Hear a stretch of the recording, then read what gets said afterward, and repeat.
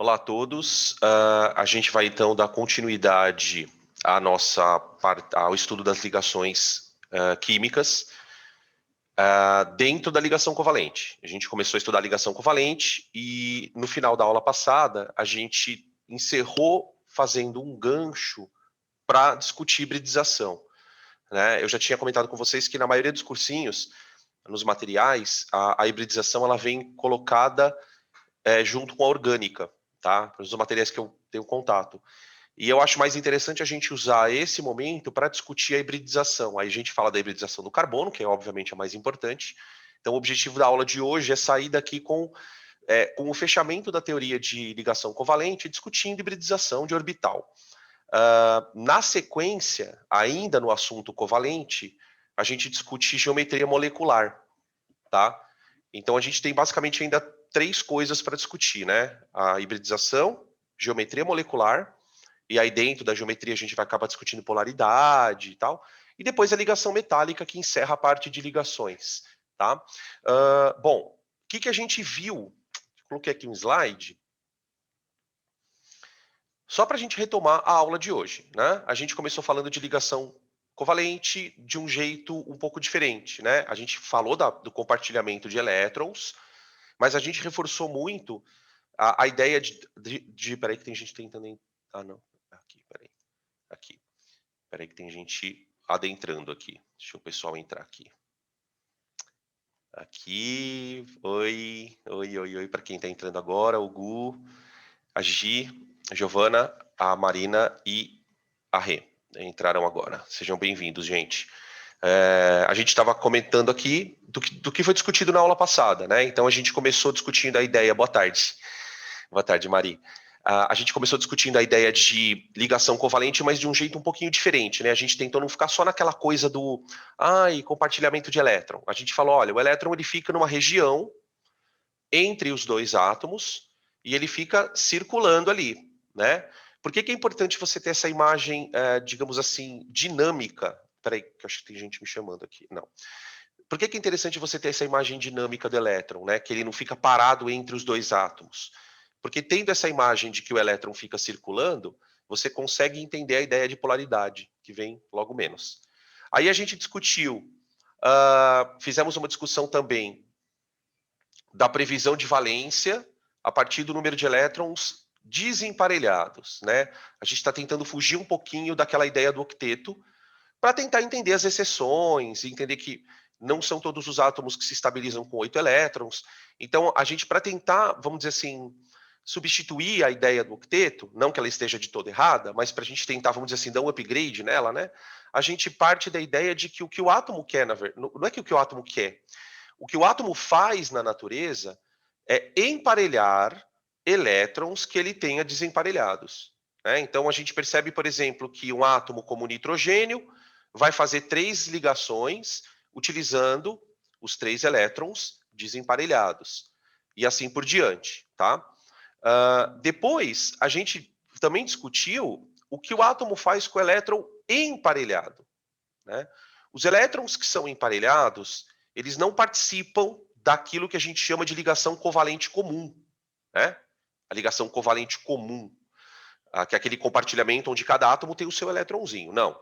Os pares de elétrons, o átomo primeiro se estabiliza, emparelha tudo que ele precisa, e aí ele pega os pares de elétrons que sobraram. Peraí, a Isa está entrando aqui. Ele pega os pares de elétrons que sobraram.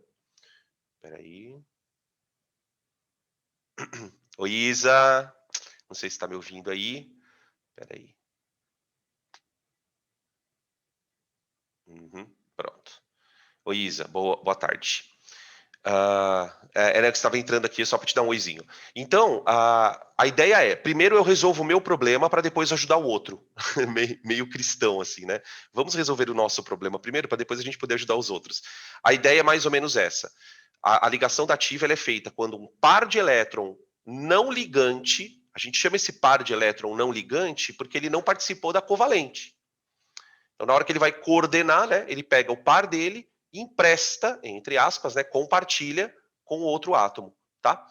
É muito importante a gente entender que ligação dativa, ou coordenada, é feita com par de elétron, por quê? Porque isso aqui, esse conceito, ele vai desembocar num dos assuntos mais importantes para vestibular, que é a parte de conceito de ácido-base. Quando a gente for discutir Bronsted, né, que é um conceito super importante de basicidade, tá bom? Bom, foi isso que a gente viu, né? E aí, a gente complementou a história praticando um pouquinho, um negócio meio maçante, né? Não sei se vocês lembram, a história de estrutura de oxiácidos, né? Então, tipo, a gente pegou oxiácidos, que são compostos covalentes, bem famosos, né? Sulfúrico, carbônico, nítrico, fosfórico. E falamos um pouquinho sobre a estrutura deles, e aí montamos de ligação dativa. Ué, de novo? Peraí. O que aconteceu aqui? Agora eu não estou vendo ele aqui. Peraí. Bom, voltando então. Acho que agora resolvemos. Então foi basicamente isso que a gente viu. Hoje a gente vai começar então. Eu vou reler isso com vocês para a gente poder entrar nos casos de hibridização. Tá? Vamos lembrar que o contexto em que a teoria da hibridização surge é um contexto de problemas. Em que sentido? Os modelos que a química tinha desenvolvido para prever geometria molecular, para prever ligações, não estavam sendo completos. Né? Eu citei para vocês alguns casos no começo da discussão, né? De elementos que excedem octeto. O caso do carbono, eu não sei se vocês lembram que a gente discutiu o caso do carbono, né? Quando você olha para a estrutura do carbono na distribuição eletrônica, ela não condiz com a capacidade dele de fazer 4 ligações, que a gente conhece. Então, a teoria da hibridização, ela propõe uma nova pegada em termos de ligação. Então, como que funciona isso? A camada de valência de um átomo, ela tem lá os seus orbitais. Os orbitais da camada de valência são importantes, né? Por quê? Porque eles contêm os elétrons que vão fazer ligações. Então, a gente olha para eles. Ah, Dan, mas e os outros orbitais? Aqueles orbitais que têm... Peraí. Aqueles orbitais mais internos. Esquece eles. Quem vai interagir é o orbital mais externo, é o da camada de valência. Esses orbitais, eles têm uma forma pré-definida. Podem ser orbitais S, P, D ou F. Porém, quando um átomo está hibridizado, esses orbitais se reconstroem. O que há ali são orbitais diferentes desses originais. Esses orbitais, eles têm algumas coisas que tornam o átomo mais estável, né? Por exemplo, geralmente esses orbitais têm elétrons desemparelhados. Isso por que seria bom para o átomo? A gente discutiu isso na aula. Porque quanto mais elétron desemparelhado eu tenho na estrutura, menos repulsão elétrica eu teria. Porque lembrem que elétrons emparelhados se repelem por conta da carga, né? Então, esse seria uma das, vamos dizer assim, um ponto de defesa da teoria. Olha, para o átomo é bom. Tem uma outra coisa que talvez eu acho que seja mais relevante ainda do que os elétrons desemparelhados. Por quê? Porque não é toda a hibridização em que o átomo desemparelha elétron. Nós vamos estudar hibridizações em que ele desemparelha. Do boro, do enxofre, do carbono, do berílio e do fósforo, tá? Que são os caras que a gente estuda. Só que nem todo átomo faz isso. Ah, mas então nesse caso, né, que o átomo que não desemparelha elétron, o que ele teria de vantagem? Quando os orbitais híbridos se formam, eles se acomodam no espaço de maneira mais confortável. O que eu quero dizer com confortável? Esses orbitais, mesmo contendo elétrons sozinhos, eles vão se repelir os elétrons. Então, existe uma tendência natural desses orbitais assumirem posições no espaço, né? Lembra, a gente já discutiu 2 aulas isso. Eu lembro que na outra aula a gente discutiu novamente aquela história que eu falo, né? Tô falando faz 2 aulas, que a ligação covalente é direcional. Então a gente vai começar a ver orbitais formando ângulos. Ângulos de 90 graus, ângulos de 109 graus, ângulos de 120 graus. E aí isso vai dar geometria para a molécula. Então, assim, o modelo do octeto, por que ele era meio problemático? Porque ele não previa a geometria de moléculas. A hibridização, ela vai trazer, além de explicar as coisas que o octeto não explica, né? Ela vai ser usada para poder prever geometria de molécula. Então, por exemplo, por que o benzeno tem ressonância? Que é uma coisa que a gente ouve tanto falar na aula de orgânica, né? Ah, o benzeno tem ressonância. Ah, o benzeno tem ressonância porque existe um fenômeno de hibridização que torna ele propício a desenvolver a ressonância. Então, essas coisas que parecem meio soltas na nossa cabeça, elas vão começar a fazer algum sentido, né? Por exemplo, por que a molécula de água, ela é angular, né? A molécula de água é angular. Eu não sei se vocês sabem que a molécula de água, ela tem um ângulo lá de aproximadamente 109 graus. Porém, existem outras moléculas angulares cujo ângulo é de 120 graus. Outra coisa que deve ser muito estranho, e você deve achar isso estranho. Se você nunca achou, eu vou chamar atenção para achar.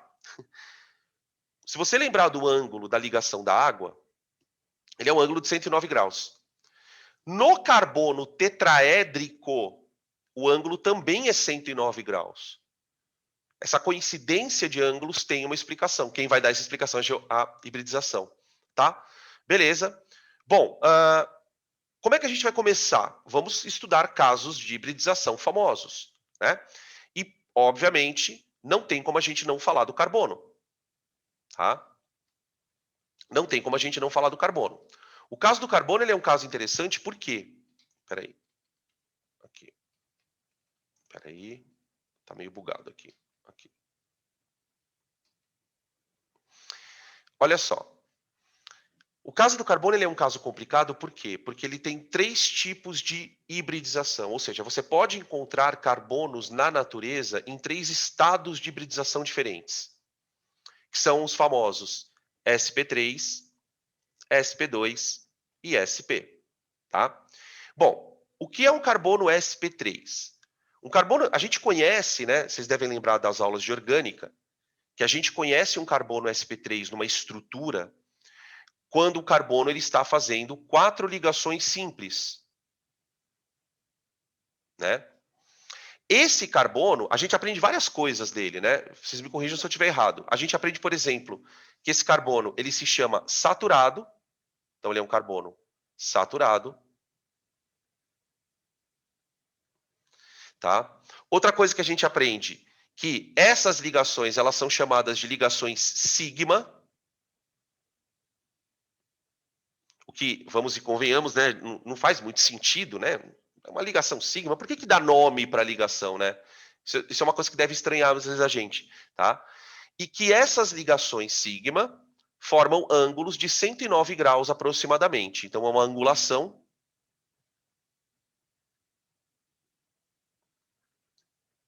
– 109 graus, aproximadamente. Tá. Só que, por que isso parece um pouco contraditório? Porque quando você olha para essa imagem, essa daqui, ó, ela não condiz com esse carbono. E aí eu vou chamar a atenção de vocês por que ela não condiz. Porque se o carbono fosse assim, ó, ele não poderia fazer 4 ligações covalentes. Não. Ele faria 2 aqui e faria uma dativa aqui, ó. Ele teria capacidade de fazer dativa. Ele até poderia receber elétron aqui, ó, mas ele conseguiria fazer ligação dativa. Então, e o carbono não faz ligação dativa. Ele não tem essa característica de fazer dativa. Então, o que a hibridização propõe? Ela propõe que os orbitais de valência do carbono, eles saiam desse estado aqui, ó, desse estado, e se transformem num outro tipo de carbono. Esse processo aconteceria em 2 etapas. 2 etapas. Veja, a primeira etapa é o que vocês estão vendo aqui no quadro. Olha só. esse gráfico aqui, esse diagraminha bem simples, ele mostra a energia dos elétrons. Então, aqui você tem elétrons do 1s2, que é a primeira camada do carbono. Tá aqui os 2 elétrons, com energia baixa. Aqui você tem o 2s2. E aqui você tem o 2p, que é composto por 3 orbitais. Um orbital chamado X, porque ele está deitado. Eu não sei se vocês lembram, até sugeriria que alguém colocasse aqui no chat mesmo, se quiser, qual é a forma de um orbital P. Vocês lembram qual a forma? Isso é bem relevante na aula de hoje, tá? O orbital S, aquele orbital mais simplesinho, né, que cabem 2 elétrons, ele tem o formato de uma esfera. O orbital P, ele tem um nome estranho. Ele se chama bilobular. Bilobular. O que é o orbital bilobular? É uma região no espaço. Peraí, que alguém está falando aqui. 2 papos de peru amarrado. 2 papos de peru amarrado. Boa. Boa. Tá aí, é perfeito. Ó, isso aqui é um papo de peru, de ponta cabeça. E isso aqui é um outro papo de peru. Aqui. 2 papos de peru amarrado. Tá? Só que esse 2 papos de peru amarrado, que é o que eu chamo de orbital P, interessante, foi até boa dica, porque aí eu posso falar que o orbital é de P porque é papo de peru amarrado. Né? Então, beleza. O orbital P, ele acomoda 2 elétrons, ok? Então, veja. Quando você fala que tem elétron em 2p, esse orbital P ele pode estar na horizontal, px, ele pode estar na vertical, py, ou pode estar na entrar e sair, pz. São 3 dimensões, tá? Por isso o orbital ali é orientado em eixos. Então você tem que tentar imaginar na tua cabeça, por isso que é difícil esse momento, porque isso aqui é uma abstração meio bizonha, que você tem um orbital desse aqui, ó, com um elétron. Um elétron. Depois você tem um outro desse deitado, ou sei lá, XY, enfim, com outro elétron. E tem um terceiro vazio. Então, tenta imaginar a seguinte situação, ó. Você tem, deixa eu colocar minha carinha para cá. Você tem um eixo Y, no qual existe um orbital. Você tem um eixo X, no qual existe um outro orbital. E você tem um eixo Z, que vem lá de trás, aqui para frente, ó.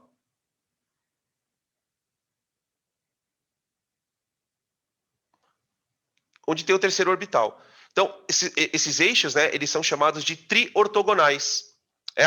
Pensa no canto de uma parede que você vai entender exatamente isso, as 3 dimensões. Né? O canto da parede ele delimita bem o que são as 3 dimensões no espaço. Então, qual é a proposta?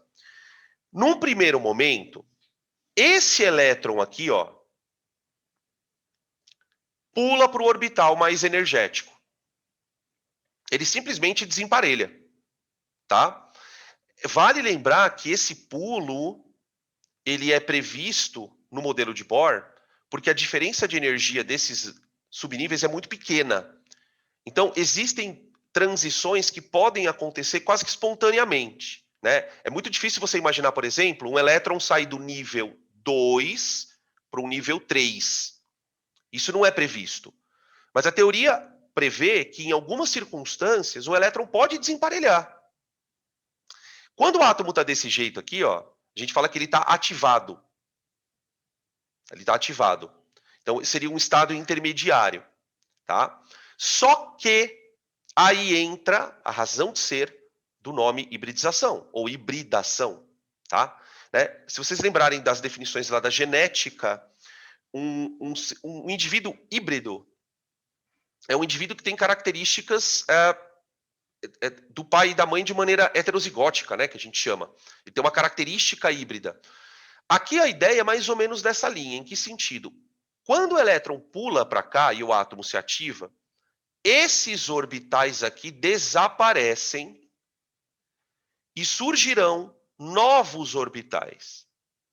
Novos orbitais, que são os orbitais híbridos. Se vocês lembrarem aqui, ó, eu vou voltar um pouquinho no texto, ó. Orbitais da camada de valência de um átomo podem sofrer rearranjos espaciais dando origem a novos orbitais híbridos. Então, o carbono não terá mais 2s2, 2p2. Não vai mais ter isso aqui. Ele vai surgir aqui uma nova camada de valência com orbitais diferentes. Em que circunstâncias eu chamarei um carbono de sp3? Quando, agora eu vou escrever aqui, ó, quando ele possui 4 orbitais híbridos. Tá? 4 orbitais híbridos. Então, cada ligação dessa que você está vendo aqui é um orbital sp3. Aqui é outro orbital sp3. Aqui é outro orbital sp3. Aqui é outro orbital sp3. Cada um com um elétron. Formados pela hibridação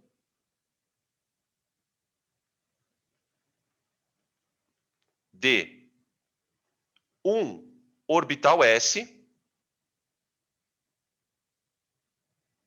Então, esse orbital aqui, ele sumiu. Vai surgir um outro orbital ali, chamado sp3. E 3 orbitais p.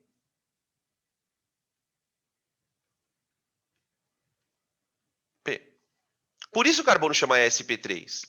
Porque cada orbital é formado por um s e 3 p's. Então, isso aqui é um filho de um orbital s com 3 p's. Isso aqui é um outro filho de um orbital s com 3 p's. Isso aqui é um outro filho de um orbital s com 3 p's e aqui também. Tá? Ah, então peraí, Dan. Peraí. Se esse orbital é novo, qual é a geometria dele? Qual é a forma dele? Ele é uma esfera? Não. Ele já não é mais uma esfera. Ele é bilobular? Não. O orbital sp3 ele tem uma forma especial. Ele é um lobo só. Ele é uma coisa só. Ele é mais ou menos assim, ó. Então, cada novo orbital terá contendo ali dentro um único elétron. Um único elétron. Tudo bem? Beleza. Esses orbitais vão sofrer repulsões múltiplas. Um vai repelir o outro. De tal maneira que eles vão ficar de um jeito que eles precisam ficar o mais longe possível um do outro. Né? Isso aqui vai dar origem à teoria de repulsão dos elétrons, né? Que a gente estuda no próximo tópico do assunto. Tudo bem, gente, até aqui? Eu vou mostrar para vocês algumas outras coisas para a gente poder solidificar um pouco melhor isso. Né? Outra coisa que eu quero mostrar é que agora o carbono não vai ficar assim, ó. Tá? Não é, isso aqui é um estado intermediário. O que vai acontecer é que esses novos orbitais vão formar outros. Então eu vou passar aqui o slide.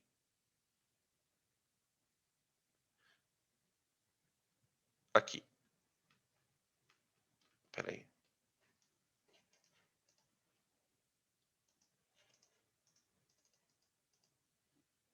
Pronto. Ah, tá. Eu vou mostrar para vocês um vídeo, tá? Antes de mostrar o vídeo, deixa eu mostrar o que eu vou mostrar. Vocês estão vendo esse negócio aqui, ó? Isso aqui é uma tentativa de mostrar o que é um carbono previsto pela distribuição de Linus Pauling, né? Se a gente voltar um pouquinho aqui, ó, esse carbono é 1s2, 2s2, 2p2, tá? Esse carbono que você está vendo aqui é o carbono hibridizado. Então, o que eu estou propondo aqui é que o carbono ele sai dessa situação e passa para essa, tá? Notem que na figura você tem aqui uma regiãozinha pequena aqui, que seria a região 1s2 do carbono, tá? Aqui ela também tem, ó, 1s2. Só que no carbono da esquerda, no carbono não híbrido, a gente observa aqui o 2s2, tá vendo? O 2s2.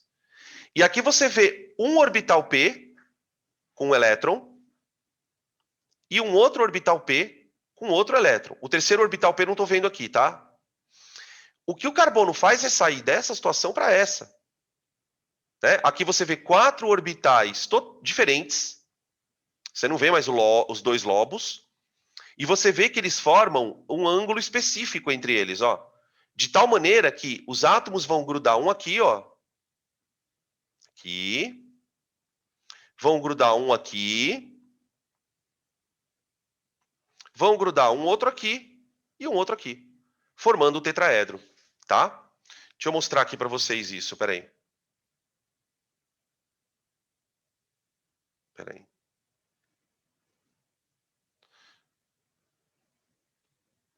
Eu não sei se vocês estão vendo o vídeo, tá? Eu vou clicar num play aqui, e aí qualquer coisa vocês avisem se não estiverem vendo.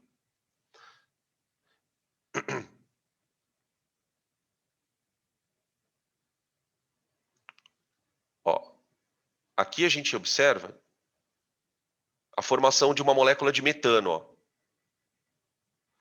Eu vou voltar um pouquinho o slide, ó. Você vê, os hidrogênios eles vão se aproximando por essas regiões aqui, ó. Ó.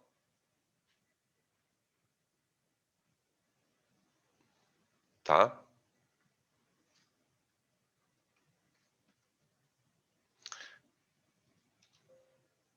Agora eu quero mostrar para vocês uma outra coisa. Como é que o carbono fica desse jeito, né? Opa.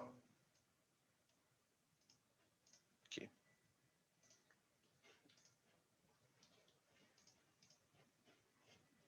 Espera aí. Oi, Jade. Boa tarde. Tudo bem?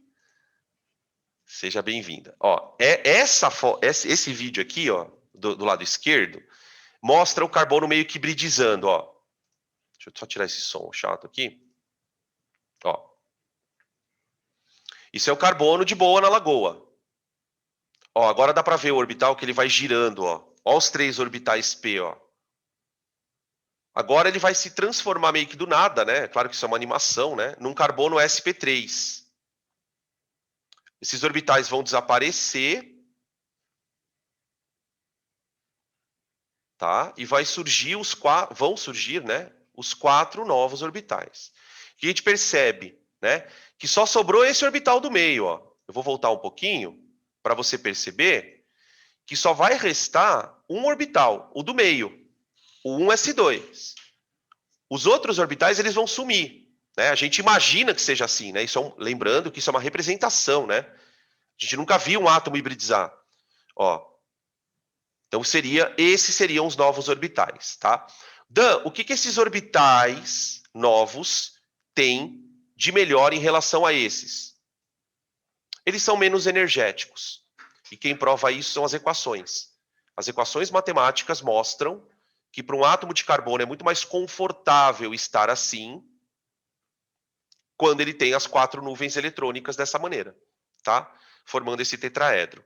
Nesse outro vídeo, eu vou repassar aqui para vocês, a gente vai ver o carbono sp3, já hibridizado, né? Fazendo as ligações sigma. Presta atenção que agora a gente vai entender o que é uma ligação sigma. Ó. Ó. Eu vou congelar aqui. Percebam uma coisa aqui, ó. Aqui você tem um átomo de carbono, tá? Aqui o átomo de carbono. E isso aqui é um orbital sp3. Eu quero que você perceba que esse orbital ele tem uma região que é uma ponta dele aqui, ó, a cabeça dele. Tá vendo essa região aqui, ó, a cabeça? E ela tem essa região lateral, tá vendo? Tá. Quando o hidrogênio encosta aqui, isso aqui é o elétron do hidrogênio, ó. Então imagina que esse hidrogênio aqui, ele tem um elétron na região 1s1, tá? Quando o orbital S do hidrogênio encosta no orbital sp3, acontece uma coisa que nos livros de química eles chamam de overlapping, que na verdade é uma sobreposição. O orbital se mistura com o outro, fazendo a tal da nuvem eletrônica. Tá? Esta interação, ela é uma interação entre um orbital S e um orbital sp3, ok? Tá? Aqui você tem outra, ó. Orbital S de um outro hidrogênio, orbital sp3. E aqui também. Então, eu posso desenhar meu carbono assim, ó. aqui com hidrogênio. Espera aí. Deixa eu descer um pouquinho mais aqui, que eu vou precisar. Ó, então eu vou fazer aqui uma ligação CH, aqui do lado uma ligação CH, aqui o outro hidrogênio. Opa. Aí você vai perceber o seguinte, as outras duas ligações, elas são tridimensionais. Você tem uma ligação saindo da tela, que seria essa daqui, ó. Ela está apontando para vocês, para fora da tela. E tem uma lá para trás, para o outro lado da tela, como se fosse o outro lado da tela. Então eu vou desenhá-las assim, ó.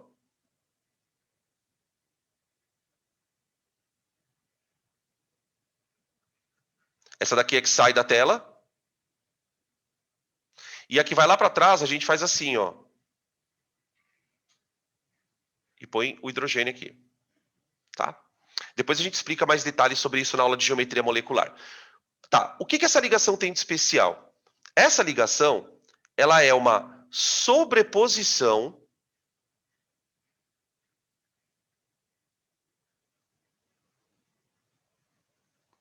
frontal entre um orbital S que veio do hidrogênio. Tá? Tá aqui o orbital S, ó. E aqui, quando ele bate aqui na cabeça do orbital, a gente chama isso de sobreposição frontal. Esse orbital é um sp3. Tá? O que a mecânica quântica descobriu por cálculos? Que quando a sobreposição é frontal, ela estabiliza mais os elétrons. Ela é uma ligação mais forte. É uma ligação estável. Vocês lembram da primeira aula de ligação, né? O que é uma ligação estável? É uma ligação que precisa de muita energia para ser rompida. Tá? Então, as ligações sigma são ligações que têm uma energia alta de ligação. Quer dizer, para você quebrar ela, você vai gastar muita energia. Tá? Quando é que isso vai ficar bem claro para vocês? Quando eu mostrar a ligação π. Aí você fala, então, o que seria uma sobreposição que não é frontal? Né? Vai ser uma sobreposição lateral. Beleza?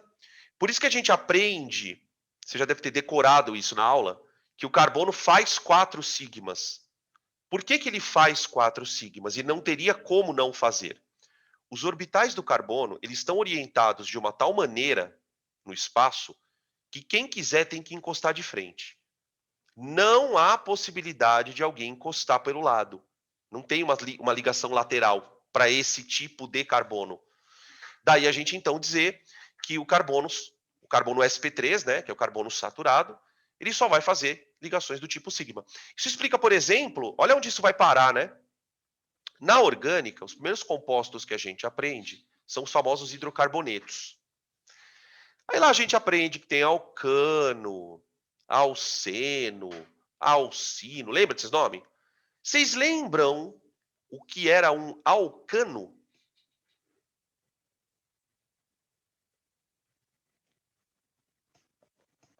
O que é um alcano? O metano, o propano, o butano, né? São todos alcanos. Os próprios componentes da gasolina, né? O isoctano, né? Os alcanos, deixa eu ver, são hidrocarbonetos que só possuem ligação simples. Perfeito. Alguém lembra que os alcanos têm um apelido? Esse já é um pouco mais difícil essa pergunta. Os alcanos têm um apelido. Vamos ver se vem aqui.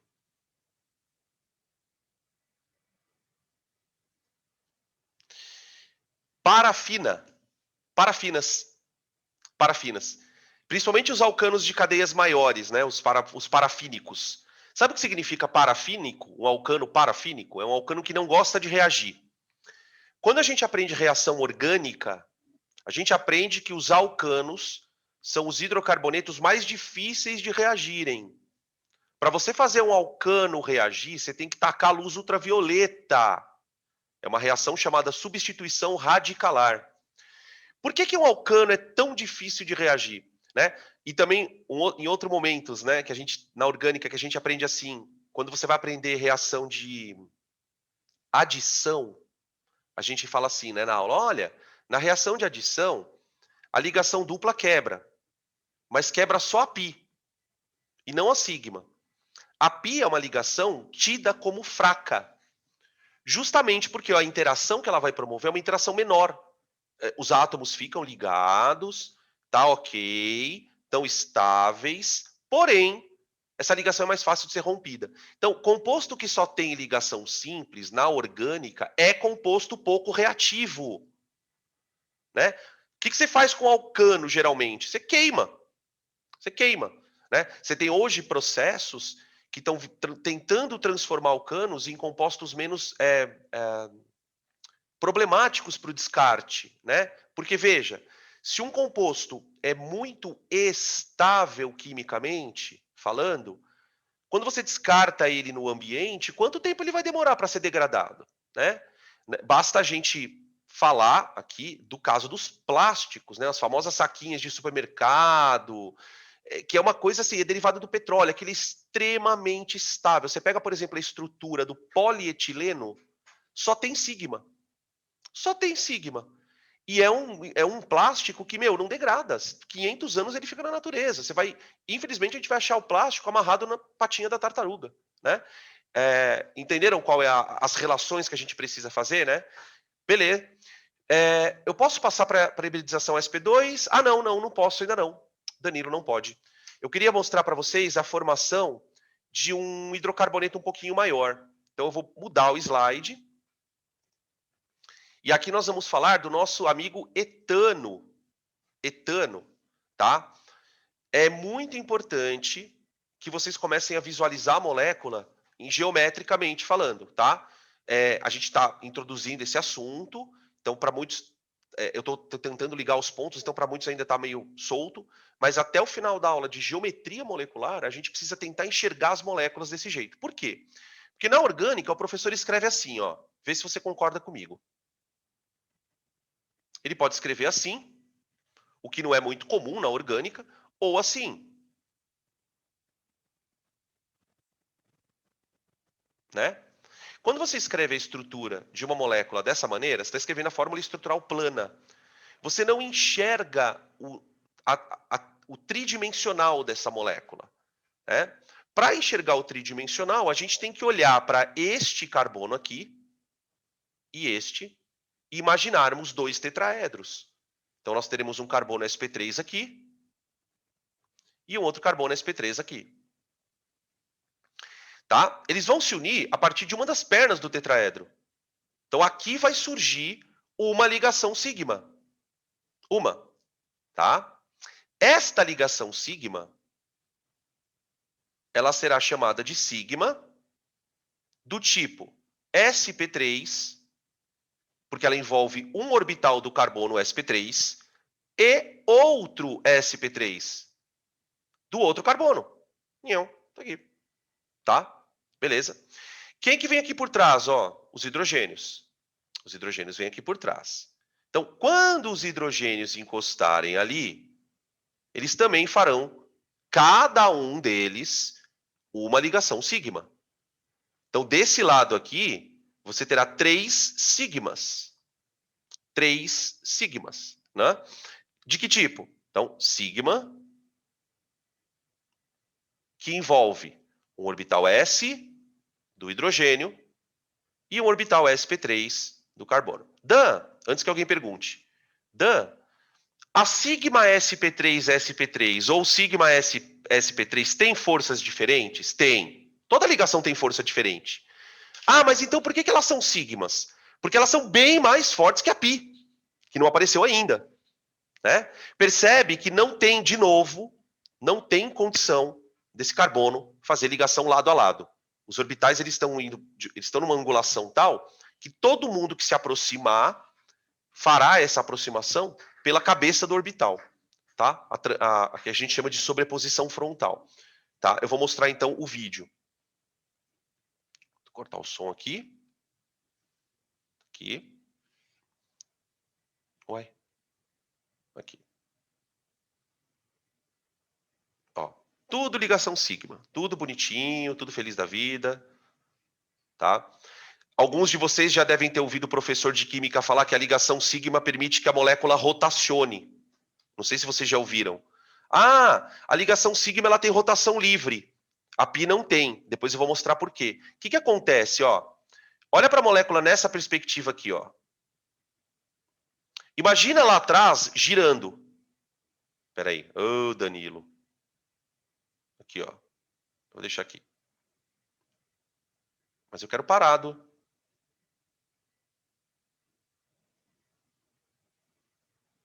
Espera aí. Pronto. Aqui, ó. Parar nessa angulação. Quando a molécula... Olha o que acontece na natureza, gente. Quando a molécula tem ligação sigma, como essa daqui, né? O etano, a gente costuma dizer que ela tem rotação livre. O que isso quer dizer? Esses 3 grupos aqui, eles podem girar para um lado e esses grupos aqui podem girar para outro lado. Ela faz isso, ó. Tá? Isso faz com que a molécula tenha, ela tenha condições de procurar a melhor geometria para ela. Quando a gente meter uma ligação pi aqui, a situação ela vai complicar um pouco, porque a molécula já não consegue mais se mexer. Ela vai ter uma geometria mais estática, tá? Isso vai dar origem à geometria cis-trans, lá na química orgânica, né? Por que composto que tem cis-trans tem que ter dupla, né? Por que isomeria ótica só acontece com carbono quiral? Né? Todas essas questões da isomeria, elas vão desembocar aqui, na geometria dos átomos. Tá bom, gente? Tranquilo? Opa, perdão. Deixa eu só apagar esses desenhos, esse tracinho aqui, ó. Tá? Posso seguir, então? Agora sim, eu encerrei a discussão da hibridização sp3. Eu posso agora passar para sp2 se ninguém tiver pergunta nenhuma. Ô Dan, deixa eu fazer uma pergunta. No caso, o elemento, que nem o carbono, ele vai fazer a hibridização para ter a menor energia possível, correto? Sim, perfeito. E daí, no caso, ele pega a camada de valência, que vai ser o 2s2 e o 2p2, e 2p2. seria isso. Exatamente. No nosso caso aqui, Lu, a gente está propondo a seguinte situação. O carbono ele tinha uma camada de... Peraí, deixa eu vir para cá. Deixa eu trazer para cá. O meu carbono ele era assim. Esse carbono não existe, né? Quando você vira um carbono desse jeito aqui, ó, porque tem exercício que pega isso, tá? Ele pergunta assim, que carbono é esse? O cara fala, que carbono é esse? Você fala, como assim, que carbono é esse? Esse carbono é o carbono do estado fundamental.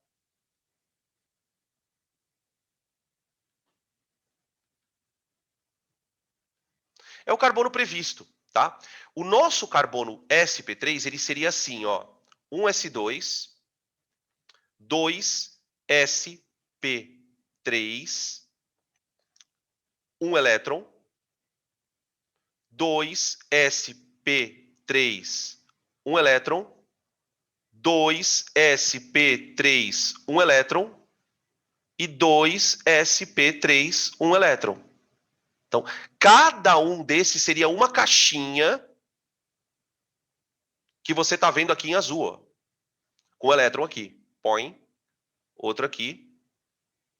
Tá? A gente podia desenhar eles grudadinhos, tá? Seria até mais correto desenhar grudadinho, tá? Cada um aqui. É bem isso aí, tá? Não sei se ficou claro, então, a dúvida. Ok? Beleza, galera? Outra galeritia. Quem quiser perguntar alguma coisa, senão a gente vai passar para o SP2. Maravilha.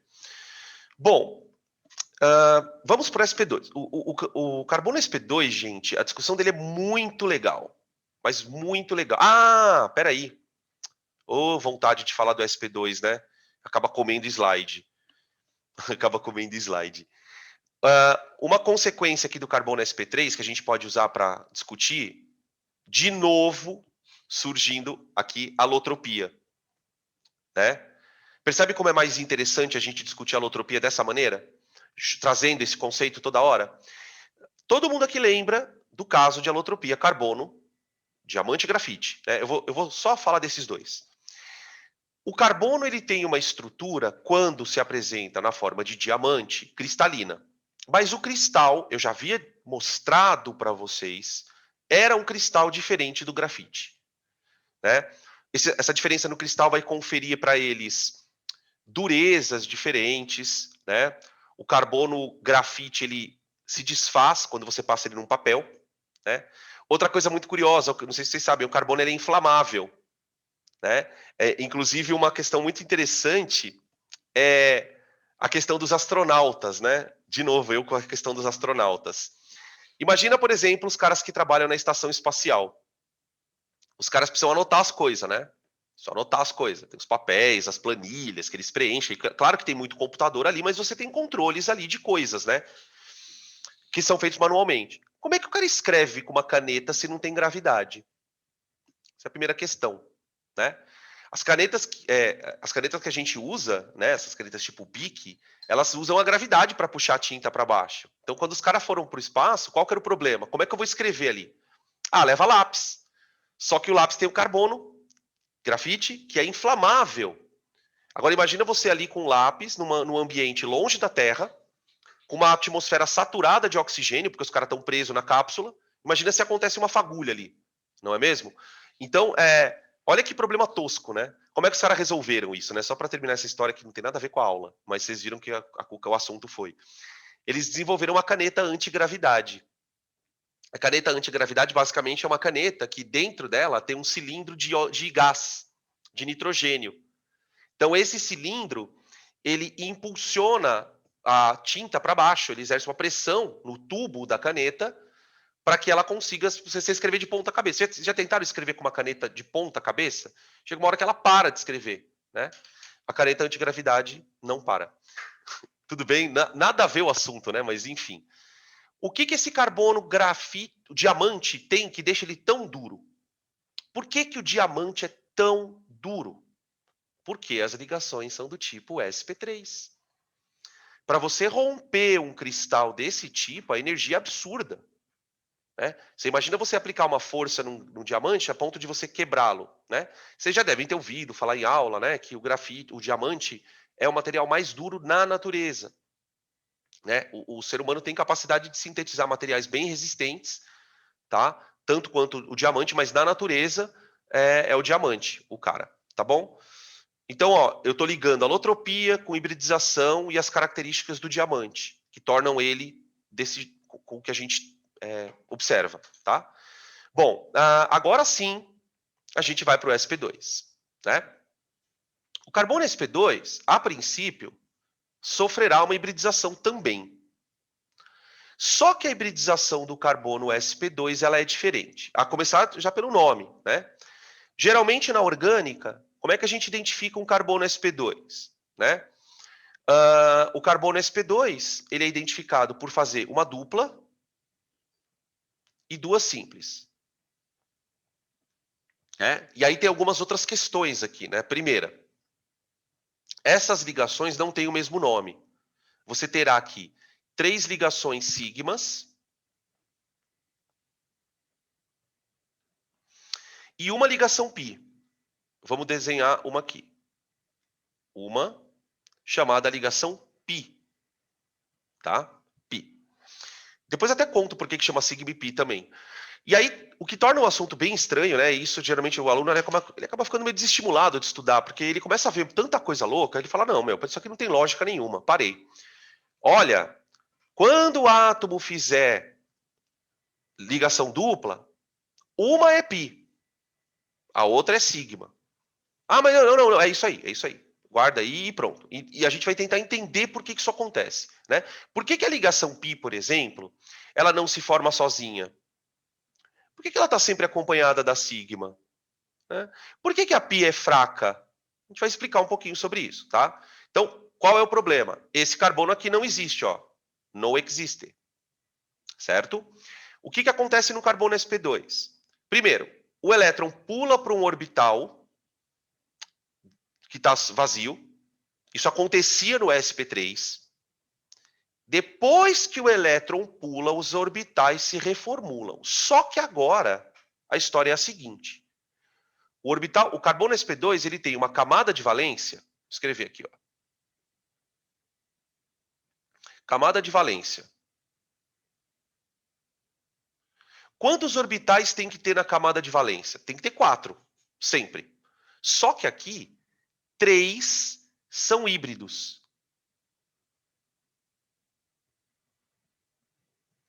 E um orbital é puro. O que são orbitais híbridos? São os orbitais que se misturaram para formar novos. O orbital puro é um orbital remanescente.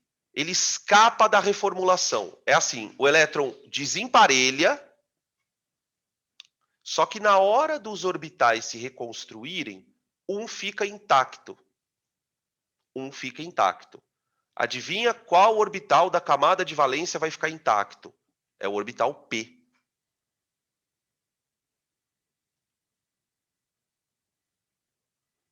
Então, qual é a proposta? Isso aqui não existe mais, ó. O que vai existir é isso aqui, ó. Então, o orbital S desapareceu. Então, eu vou até passar aqui o marca-texto para ficar claro para vocês. Ó. Esse orbital aqui não existe mais. Acabou.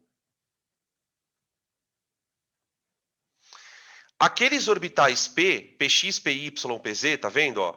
De todos eles, 2 foram embora. Então, quantos orbitais não existem mais? 3. Olha os que surgiram no lugar deles. Os sp2.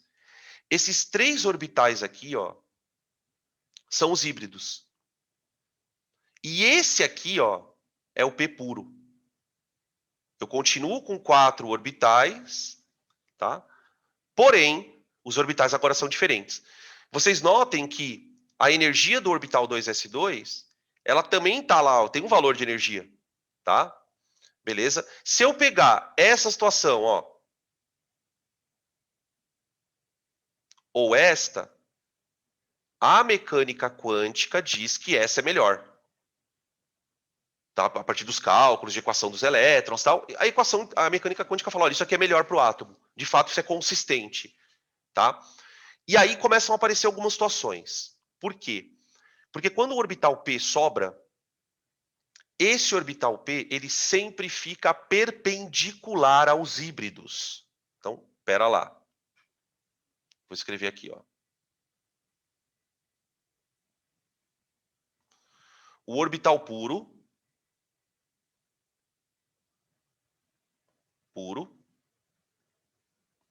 será perpendicular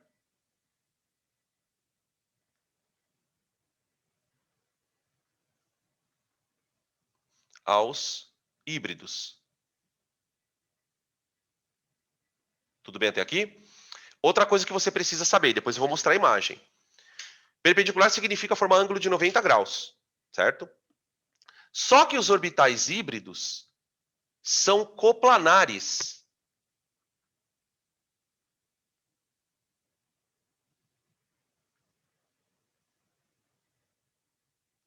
Essas palavras, só falando as palavras fica bem difícil de entender, mas é mais ou menos assim. Imaginem que os orbitais híbridos formam um plano. Meu celular aqui, ó. Eles estão num plano.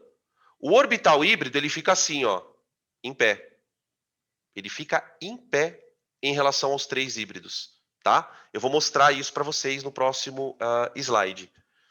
Tudo bem até aqui, gente? Perguntas?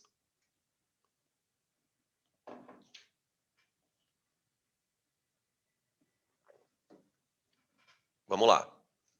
Animaçõezinhas. Primeiro vamos olhar para um carbono sp2, ele se tornando sp2, tá? Então, o começo do vídeo é o mesmo, né? Aqui você vai ver o carbono normal, aquele carbono que no estado não hibridizado, e aí você vai perceber os orbitais, tá? Aqui do lado já tem até um spoilerzinho do que a gente vai observar. Então, vamos lá.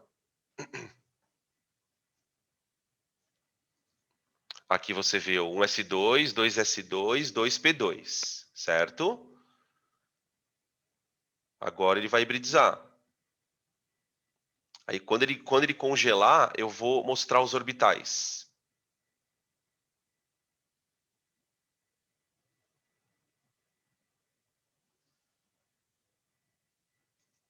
Vocês percebem que no processo, o orbital na vertical, ele fica como se nada tivesse acontecido, ó. Só desapareceram os 3 e surgiram os novos 3, ó. Tá aqui. O que a gente vai perceber, né? Antes de soltar o vídeo, depois o resto. Esses 3, eles são coplanares. E o orbital, ele penetra o plano, tá vendo? Ó, o P. Então o elétron ele fica fazendo isso, ó. Esse orbital aqui é que vai fazer a ligação π. Esse aqui, tá? Vou terminar de ver aqui, ó.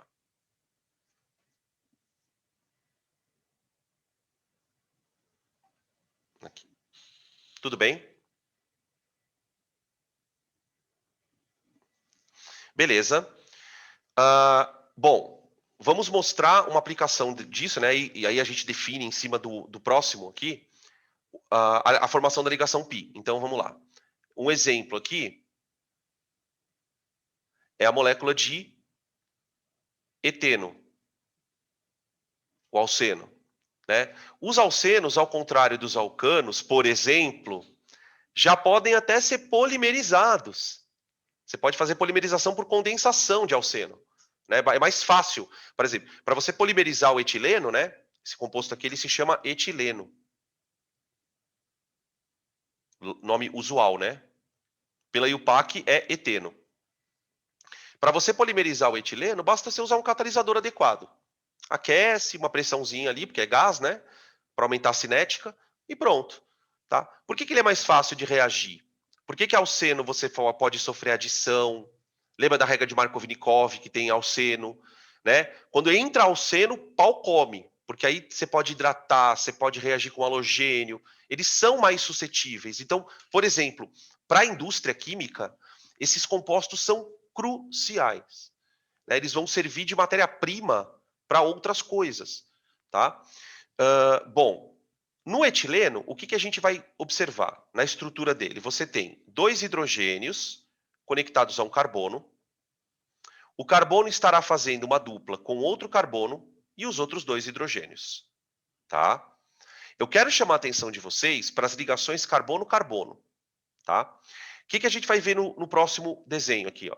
Aqui você tem um carbono sp2, tá? Os orbitais sp2, outro aqui. Percebe que eles formam um triângulo. Eles formam um triângulo entre si. Isso aqui vai dar geometria para a molécula, tá? E aqui o outro carbono, ó. Então, o que acontece? Quando esses carbonos forem se aproximar, a primeira parte que vai interagir é o orbital sp2 do carbono com outro sp2 do outro carbono, certo? Essa interação ela é feita cabeça a cabeça. Portanto, ela será uma ligação sigma. Tá? Então, a ligaçãozinha em azul será uma sigma do tipo sp2, sp2. Ok. As ligações dos hidrogênios vão na mesma linha do tipo sigma, mas não sigma igual a do carbono, né? Aqui, ó. Então, aqui você terá um hidrogênio sigma S, sp2, um outro hidrogênio aqui vindo pela frente e os outros 2 aqui atrás. Tá? Acontece o seguinte, este orbital aqui, ele está orientado de maneira paralela ao outro. Então, essa interação não é não tem a mesma característica dessa, tá? Vamos ver aqui o vídeo. Ó.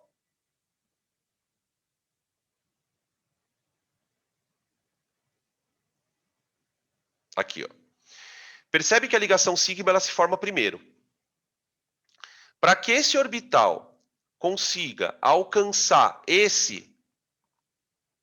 essa ligação tem que ser mais aprofundada. Então, quer dizer, quando a ligação π se forma, essa interação aqui é enorme já. É uma interação de orbitais enorme. E é isso que torna ela uma ligação mais estável. Ó. Aí os orbitais se fundem. Tomem cuidado para não pensar coisas erradas. Tem muito aluno que olha para isso e fala assim, Dan, isso aqui é uma tripla? Não. Veja que aqui dentro você tem um par de elétron, então é a sigma, e isso aqui é o orbital P, π. Isso aqui é uma nuvem π. Eu chamo isso de nuvem π, que é formada por 2 elétrons, tá? Então aqui nós temos a ligação π. A ligação π, nota que ela é uma ligação entre um orbital P do carbono e um outro orbital P do carbono. Isso vai tornar a ligação π uma ligação bem característica, porque ela só é feita entre P's. Por isso que ela chama π. Por isso que ela chama π. Ela sempre vai ser feita a partir de orbitais P. A ligação sigma, né? Sigma, lembra que a letra sigma é o equivalente ao S do alfabeto grego, né? O que seria, por que ela se chama sigma? Porque para você ter sigma, ou ela precisa ser sp3, ou ela pode ser sp2, sempre envolve um S alguma coisa. Daí ela ser chamada de sigma, tá? Beleza? Então as sigmas são frontais. Então aqui você tem uma sobreposição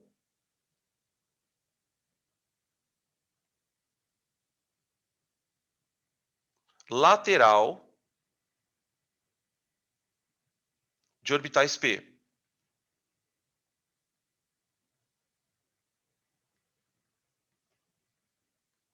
Tá?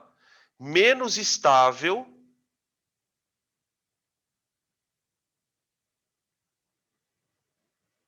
quando comparada com a sigma.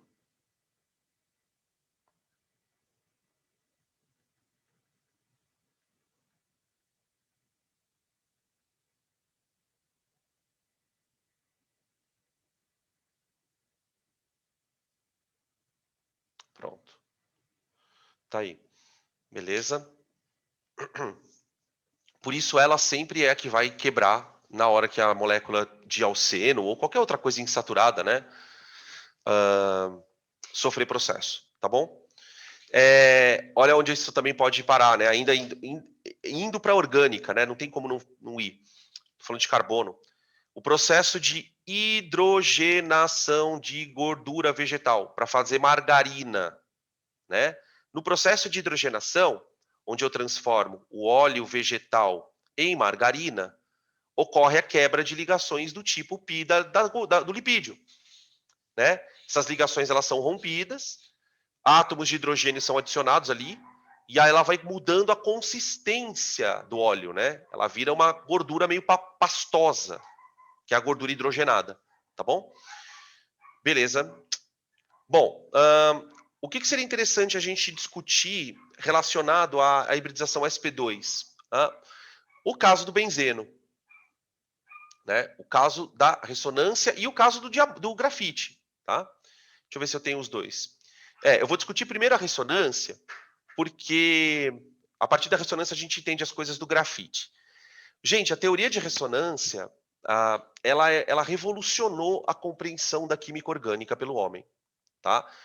Depois que a teoria de ressonância foi instaurada, né, e ela só vai ser explicada de maneira consistente com a hibridização, a gente não sabia explicar comportamentos particulares de algumas moléculas na orgânica.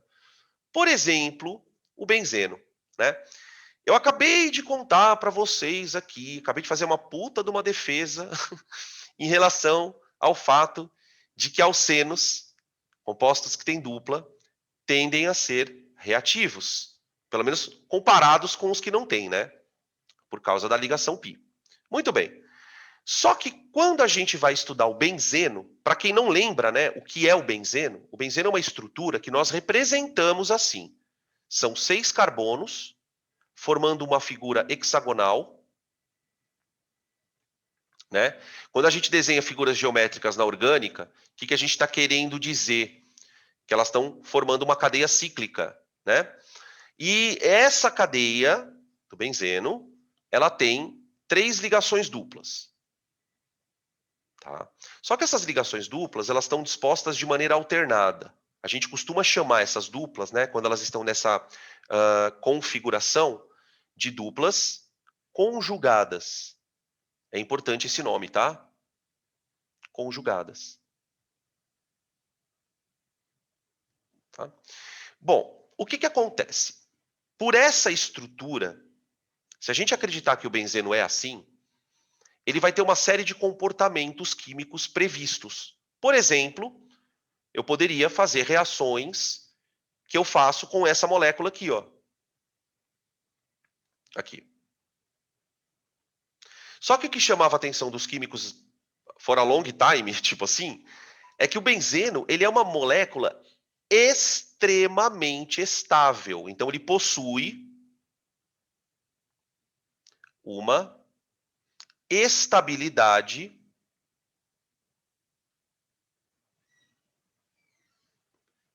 peculiar, típica de moléculas saturadas.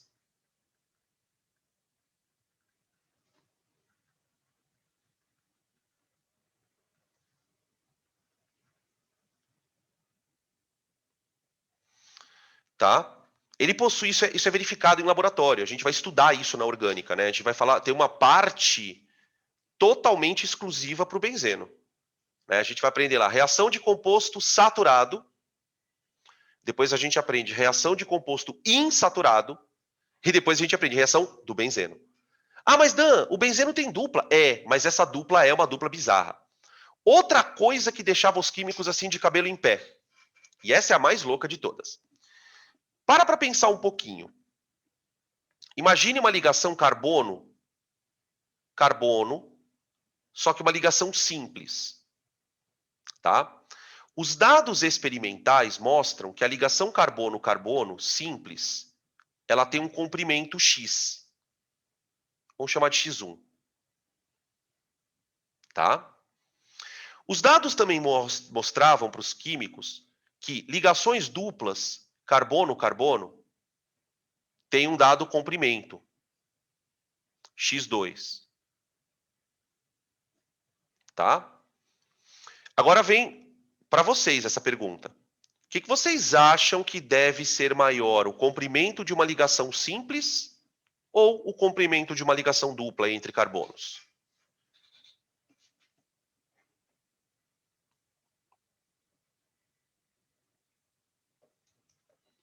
Opa, sem querer esbarrei aqui. O que vocês acham que é maior, X1 ou X2?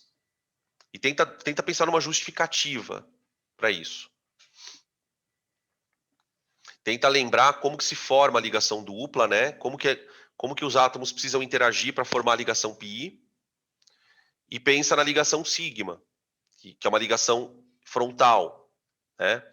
Se eu comparo a maneira com que essas ligações vão se estabelecer, a gente prevê, de maneira bem tranquila, que a distância entre carbonos numa simples, ela é maior do que a distância entre carbonos numa dupla. Isso é plausível, ok? Qual foi vamos dizer assim, a informação que deixou os caras muito, assim, perdidos? Quando você analisa o comprimento das ligações do benzeno, olha só o que eu vou escrever aqui. Todas as ligações do benzeno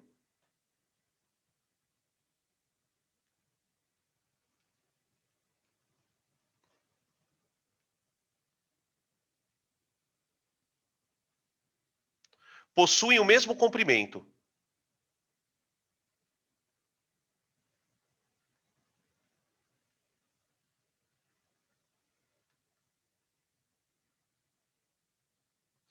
Isso aqui por si só já é um problema.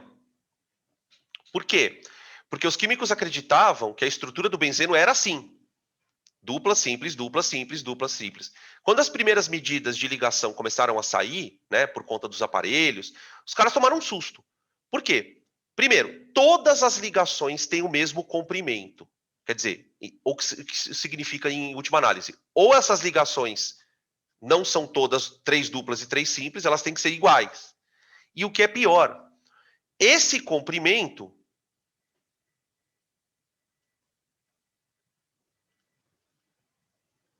é intermediário .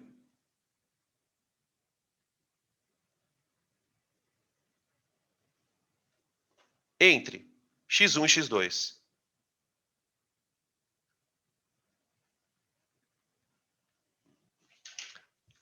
Isso aqui é a coisa mais louca.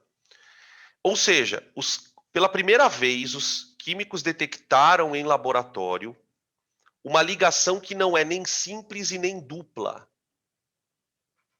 Ela não é uma ligação simples, caracteristicamente falando, ou seja, os átomos não estão compartilhando só uma nuvem eletrônica, e ela também não é dupla. Os átomos não estão compartilhando duas nuvens. Existe uma coisa intermediária ali. Então, esses eram os dados. Só que era o que se tinha na época. A teoria de hibridização pegou tudo isso e explicou. Olha, por que o benzeno é tão estável? Por que as ligações do benzeno são todas iguais? Por que o comprimento de ligação, na verdade, não é simples nem dupla? Né? Então, o que acontece? O benzeno, ele, vamos dizer assim, ele foi sorteado. Ele tem algumas características que tornam ele especial. Quais são elas? Primeiro, ele é formado por 6 carbonos e 6 hidrogênios. Tá? Até aí, beleza. Esses 6 carbonos, todos são sp2. Portanto, significa que cada carboninho desses, ó, eu vou colocar aqui, ó, isso aqui é um carbono, isso aqui é um carbono, isso aqui é um carbono, outro carbono, outro carbono e outro carbono. Você tem que enxergar que cada carbono, ele está basicamente fazendo isso, ó. Ele é a ponta de um hexágono. Tudo bem? O que acontece? Quando os carbonos se associam dessa maneira, como se fosse um hexágono, as nuvens deles começam a interagir de uma maneira muito especial. Aqui você tem o vídeo, que daqui a pouco eu vou mostrar para vocês, e eu quero chamar a atenção de vocês dos 6 carbonos aqui, como se fossem das mãos, tá vendo? Ó? Então, aqui vai formar a primeira ligação, tá vendo? Ó? Começar a formar o anel aqui. Aqui vem outra. Aqui vem outra, outra e outra. Notem que os hidrogênios, eles vão se aproximando por trás, ó. Então aqui vai vir um hidrogênio, ó. Aqui tem um hidrogênio, aqui tem um hidrogênio, hidrogênio, hidrogênio, hidrogênio. Como está mostrado neste desenho. Só que agora eu quero que vocês vejam uma coisa. Eu vou dar um zoom nesse desenho aqui, ó, nessa região do desenho. Ó. Quando a ligação sigma entre os carbonos se forma, o orbital P deste carbono aqui, ó, ele fica paralelo a esse aqui, tá vendo? Ó? Paralelo.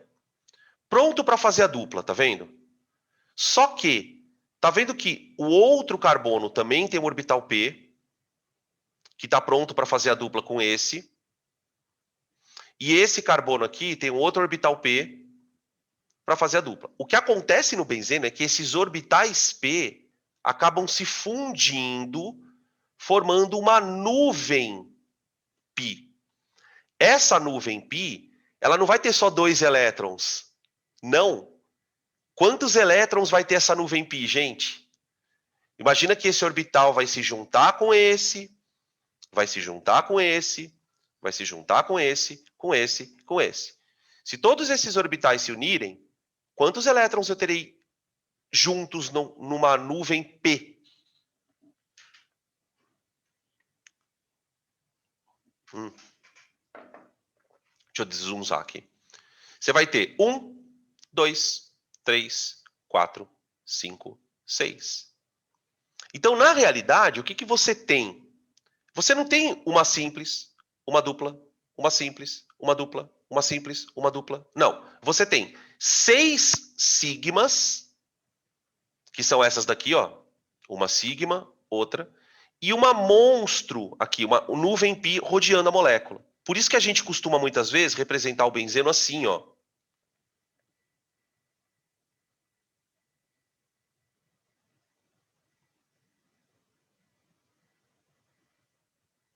Certo? Tá? O que existe aqui é um fluxo de elétrons circulando dentro da molécula. Tá? Só um comentário. Um dos ganhadores de prêmio Nobel de Química ganhou o prêmio Nobel por calcular a corrente elétrica interna do benzeno. Porque qual é o raciocínio da mecânica quântica? Bom, se você tem uma nuvem de elétron aqui andando, Se você tem uma nuvem de elétron andando, você deve ter aqui uma corrente elétrica. Então, alguns dados de laboratório comprovaram que, de fato, existe mesmo uma corrente elétrica ali, uma microcorrente elétrica, que, na verdade, não é uma DDP, né? A molécula não está irradiando energia. É um movimento de elétrons que que os caras conseguiram perceber por conta dessa ressonância, tá? Eu vou mostrar para vocês aqui o vídeo da ressonância. Aqui é a formação. Opa. Ó. Aqui, primeiro as ligações sigma. Ó. Todas essas ligações que vocês estão vendo são as sigma. Tá vendo? Ó. O que acontece é que as ligações elas ficam oscilando, ó. Só que você imagina esse movimento de oscilação muito rápido. Como se você não conseguisse ver isso acontecer. Ele vai acelerar, daqui a pouquinho ele acelera o vídeo.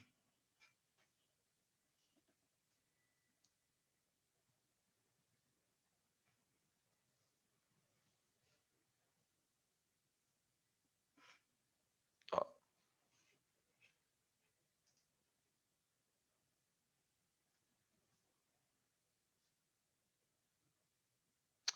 Ó. Então, basicamente é isso aqui, ó. Isso é a nuvem pi. Os elétrons ficam se deslocalizando, né? A gente usa muito essa expressão. Os elétrons estão deslocalizados. Então aqui você tem, ó, uma nuvem pi com elétrons deslocalizados.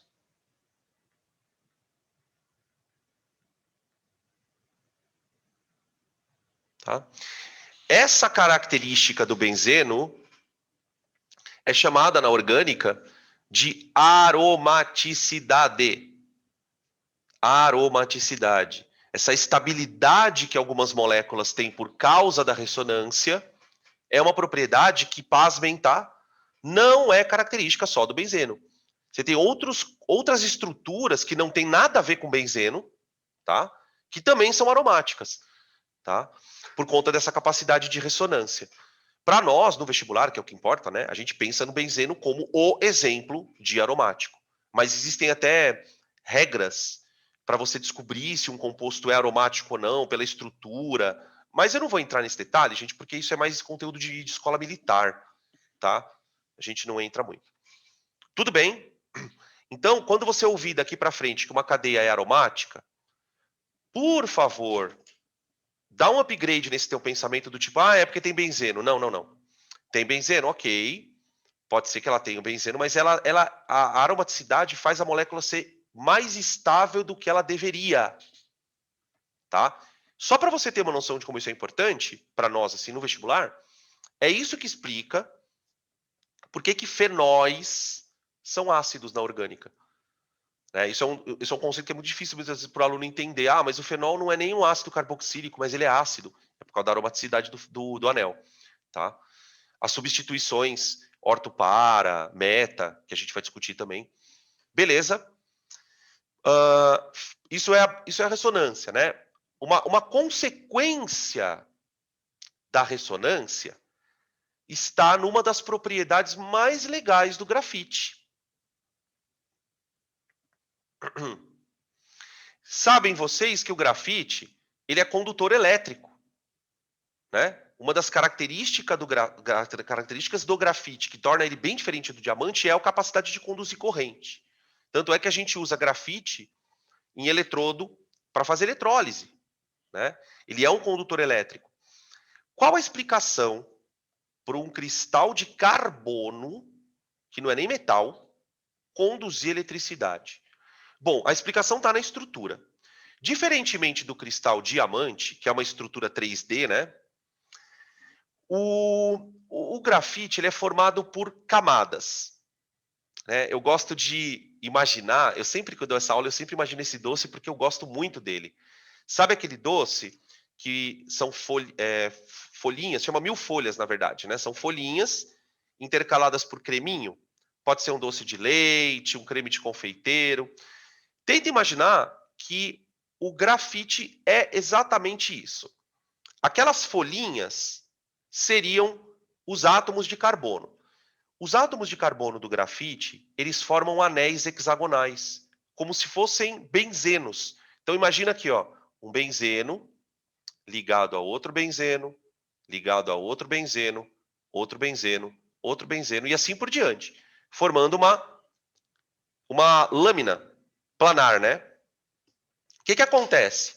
O grafite ele é formado por lâminas justapostas. Então, uma lâmina colada na outra, colada na outra, colada na outra. Essas lâminas, elas têm interações entre si. Então, a parte superior, ela interage com a parte do meio, que por sua vez interage com a parte inferior. Essa interação aqui é um tipo de Van der Waals, tá? Uma força de dipolo induzido. E é justamente por ser uma força de dipolo induzido, fraca, que eu consigo arrancar os planos. Quando você passa o lápis no papel, você faz isso aqui, ó, no papel, o que você está fazendo é destruindo os planos do cristal. Né? O papel, por ser um material mais duro do que o grafite, ele acaba desgastando e esses pedaços ficam presos no papel, que é o que a gente escreve. Tá? Onde está a condução do grafite? Como existe essa nuvem π de elétron aqui, os elétrons ficam circulando assim, certo? Agora você imagina essa nuvem grudada com uma outra nuvem aqui do lado. Então, cada anel desse tem uma nuvem π. Nuvem π, nuvem π, nuvem π. Então, os elétrons eles podem ficar fazendo isso, ó. Circulando numa nuvem π gigante. Tá? Sim, ó. Aqui também, né? Tá? E aqui também. Tá? Só que acontece uma coisa muito curiosa, gente. Agora vocês vão ficar de cara, porque quando eu vi isso eu falei, não é possível, cara, é muito lindo. O grafite conduz corrente, ok? Só tem um detalhe. Ele conduz corrente só numa direção, ó. Ele não é que nem um pedaço de metal.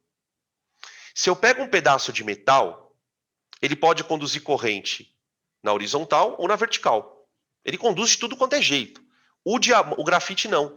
Como os elétrons só têm mobilidade numa direção, ele só vai conduzir corrente assim. Por exemplo, se você tentar submeter o grafite a uma diferença de potencial entre um ponto aqui de cima e um ponto aqui de baixo, os elétrons não andam. Eles não conseguem se movimentar nessa direção. Eles só se movimentam na direção das nuvens eletrônicas. Tá? Isso é uma propriedade bem peculiar do grafite que foi explicada por causa da teoria de hibridização de orbital. Tudo bem, gente? Fechou? Hibridização sp2.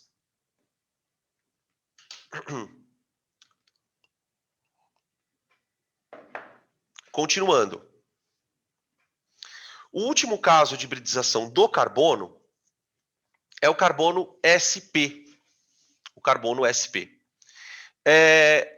Vamos lembrar que a gente veio da sp3, né? Eu vou ter que recapitular isso porque isso é muito importante agora. Ó, porque talvez vocês tenham esquecido. Quando eu mostrei o carbono sp3, eu mostrei um carbono que tinha 4 orbitais híbridos.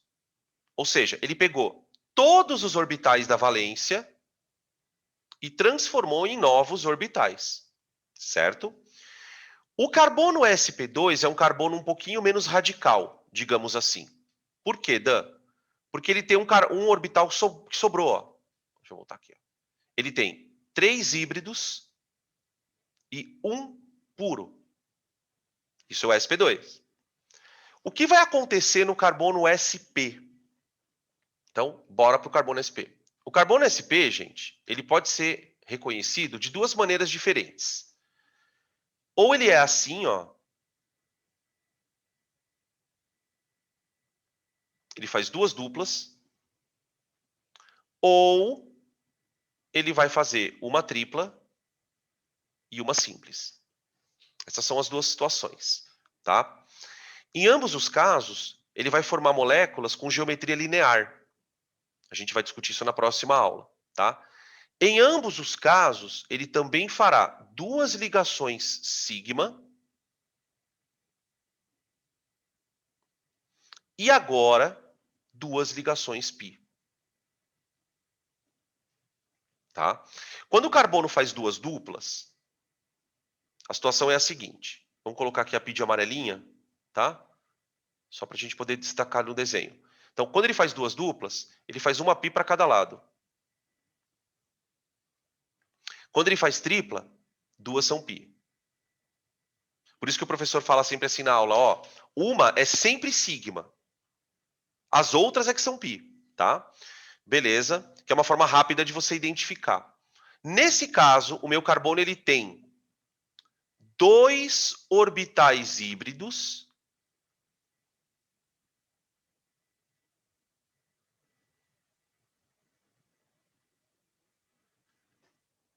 que são os sp.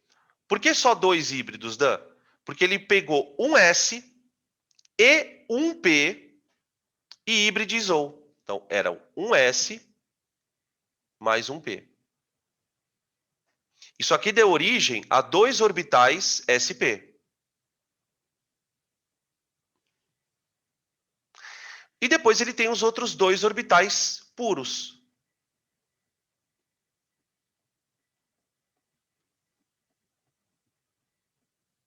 Que são os dois P. Vamos colocar P e P, né? Vamos colocar PP, tá? Para você não achar que é subnível 2P. Então, ó, P e P. Tá? Então, é assim.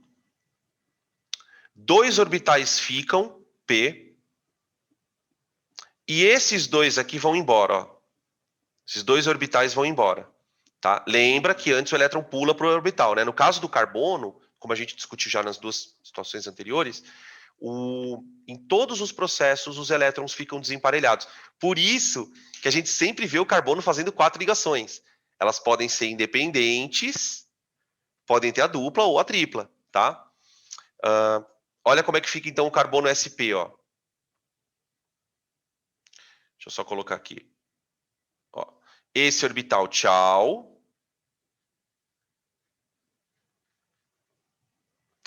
E esse orbital aqui, tchau também, ó. Tá. Beleza. Como é que é a conformação dos orbitais?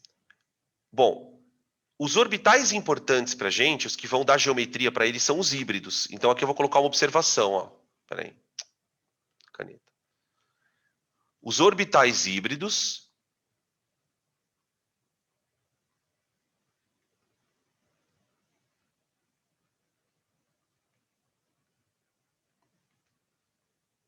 formam 180 graus entre si.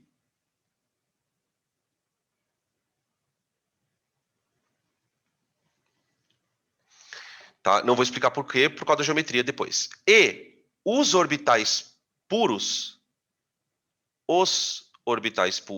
são perpendiculares.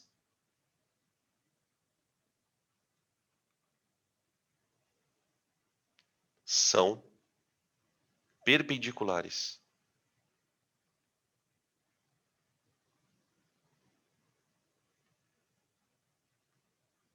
Tá. Beleza? Vou mostrar para vocês então o carbono. Lembre-se que agora no desenho você vai ter que enxergar, depois da hibridização, dois orbitais novos e dois que continuam sendo do tipo P, tá bom? Então, vamos lá. Vou trocar aqui. Vamos lá.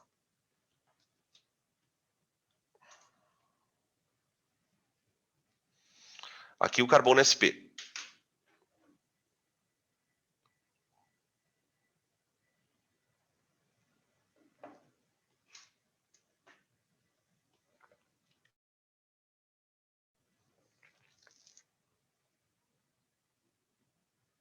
Posso. Pode ficar tranquilo que eu volto. Olha lá, agora ele vai hibridizar o neguinho. Olha lá. Você tem que andar, né, fi? Se não andar, fica parado para sempre aí.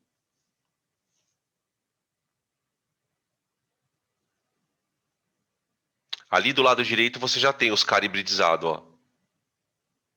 Aqui, ó. Olha lá. Tá? Ó, voltar um pouquinho aqui, rapidão. É aqui o negócio, ó. Percebe que depois que aconteceu a hibridização, ó, esse orbital aqui ele continua do jeito que estava, é o puro, e esse aqui é o outro puro. Então eu posso até botar uma legendinha aqui, ó. Eu paro aqui, ó, e ponho aqui. Esse orbital aqui é o orbital SP. E esse aqui também. Percebe que eles estão formando aí o ângulo de 180 graus entre si. Aí o que eu percebo? Que tem um orbital P aqui, na vertical, e tem um saindo da lousa, da tela, que seria esse aqui, ó. Então você tem isso aqui, ó. Você tem um orbital P para cima e tem um orbital P para frente, tá? Beleza? Eu vou voltar lá que o pessoal tá pedindo aqui, rapidão. Ó, aqui. Acho que é nesse, né, que vocês pediram para voltar. Dá uma olhada aí.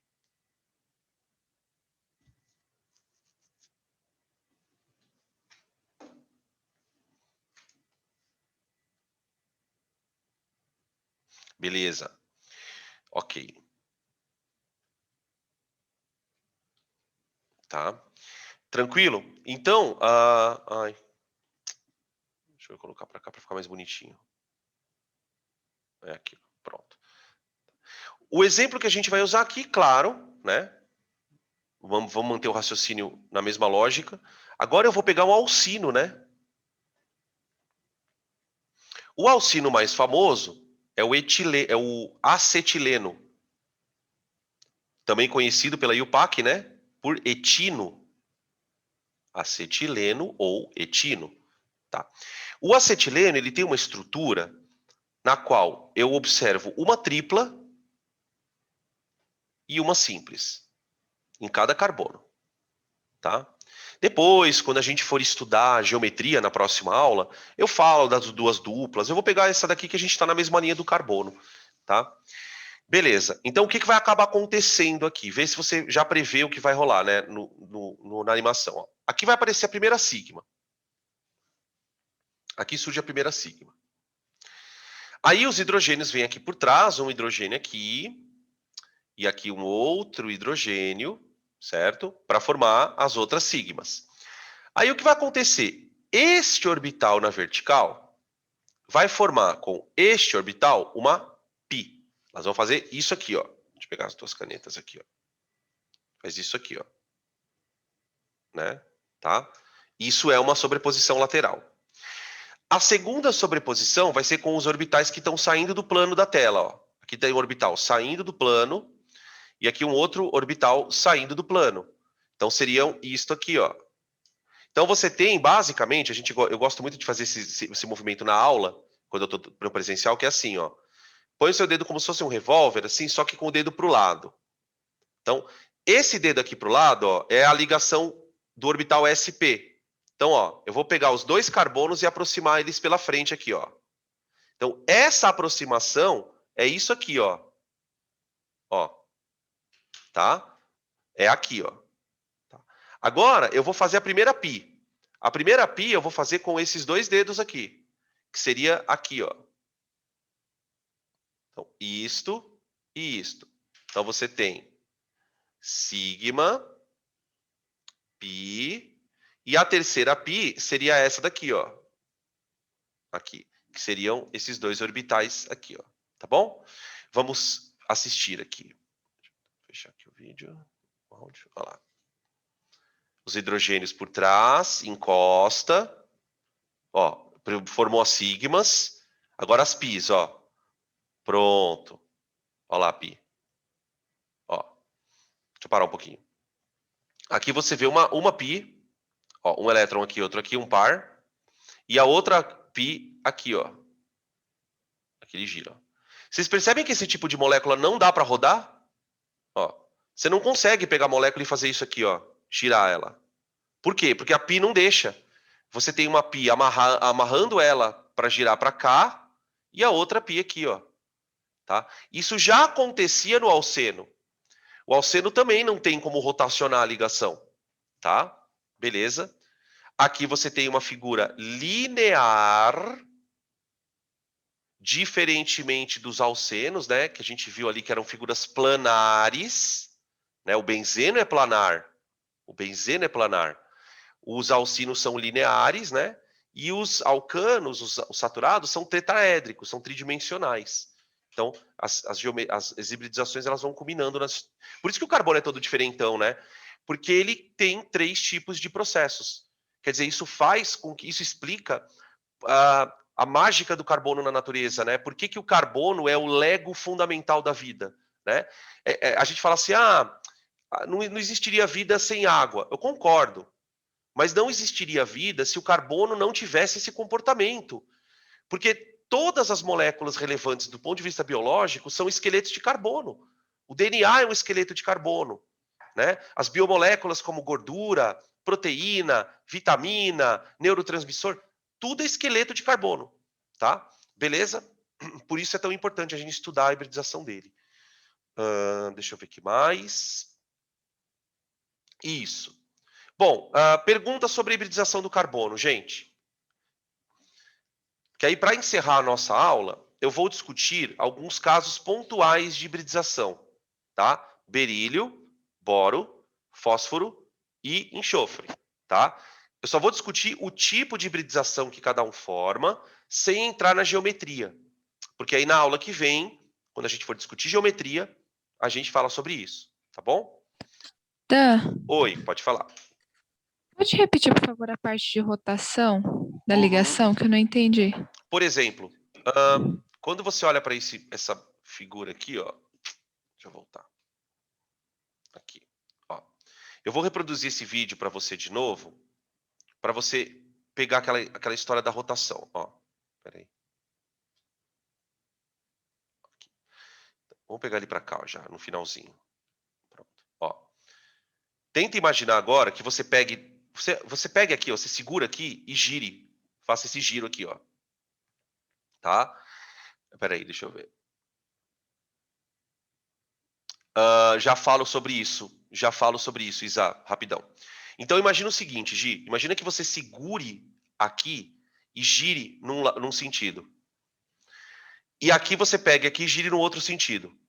Então, esse tipo de ligação, a ligação sigma, ela dá liberdade para a molécula rotacionar. Então você consegue imaginar isso aqui rodando como se fosse uma hélice de barquinho, tá? E na natureza isso acontece. Dependendo da condição de temperatura, essa molécula pode estar girando, ela tem movimentos vibratórios, né? E giratórios. Só que se eu colocar uma ligação dupla aqui, ela perde a capacidade de rotacionar, né? Eu vou para o outro vídeo para você comparar os dois. Olha só. Aqui, ó. Aqui, por exemplo, ó. Para aqui. Imagina a ligação π, ela formou aqui, ó, Gi. Peraí, parei aqui, ó. Agora imagina que você pegue aqui, ó, e tenta girar ela assim, ó, a molécula. Você não consegue. Ela não tem essa liberdade de movimento. Isso faz com que a molécula acabe ficando mais tensionada. É uma tensão natural que acontece. Quanto mais movimento tem a molécula, ou mais liberdade de movimento ela tem, mais estável ela tende a ser. Ela está mais suscetível a movimentos, então ela tem vários movimentos de vibração, ok. Esse tipo de molécula é meio tensa. Por quê? Porque ela não tem essa capacidade de girar. Então, as reações que esse tipo de molécula sofre, tanto é que quando a gente entra na geometria, na isomeria cis-trans, a gente sempre desenha a dupla assim, ó. Por que a gente desenha a dupla assim? Porque ela é plana, né? Quer dizer, se você pegar esse átomo aqui, hidrogênio, esse outro aqui, carbono, o hidrogênio aqui, tá todo mundo no mesmo plano. Então, isso por conta da π. Então, a π, ela tira a molécula do 3D, ela joga ela para um plano, e ela tira a capacidade da molécula ter rotação livre. Então, então se você um dia ouvir num exercício, olha, a ligação sigma tem rotação livre num composto saturado. É verdade. Tá? Agora, se ela estiver associada a uma π, ela não consegue girar. Tá? Beleza? Aí alguém perguntou aqui, foi a Isa que perguntou, na verdade, se isso aqui Valeu, cai. Dan. Imagina, estamos aí. O que cai direto sobre isso, assim, né, do conceito? Ele vai te dar uma estrutura, às vezes, e falar, olha, quantos carbono sp3 tem ali? Ou ele vai apontar para um carbono e falar, tipo, verdadeiro ou falso, né? O carbono é sp3, o carbono é sp2. Então, quer dizer, para esse tipo de questão, você pode memorizar quem é o carbono sp3, o sp2, ok. Onde que a coisa vai ficar complicada? Na questão da geometria. Porque na orgânica vai ter momentos em que eu preciso saber que o carbono é sp3 ou sp2 por conta das reações. Então, ela vai acabar entrando lá na orgânica como um conhecimento meio pré-requisito, tá? Não sei se eu respondi a tua pergunta. Deixa eu ver aqui, tem outra pergunta aqui, peraí. Eu não sei se faz muito sentido a pergunta, mas vamos lá.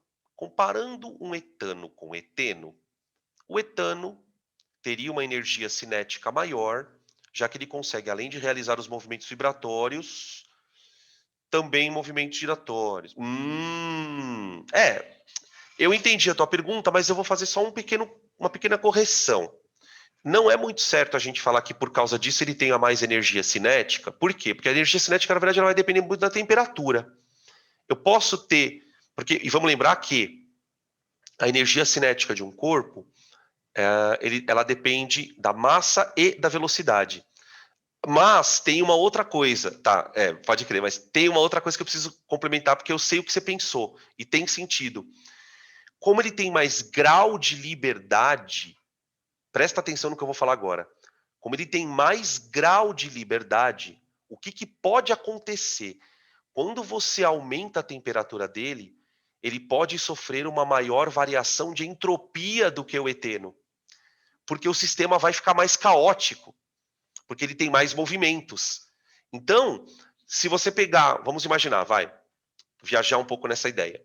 Você tem uma amostra de etano, que é aquecida um Δθ. Pega uma amostra de eteno, com o mesmo número de moléculas, e é aquecida no mesmo Δθ. Quem é que teve maior variação de desordem?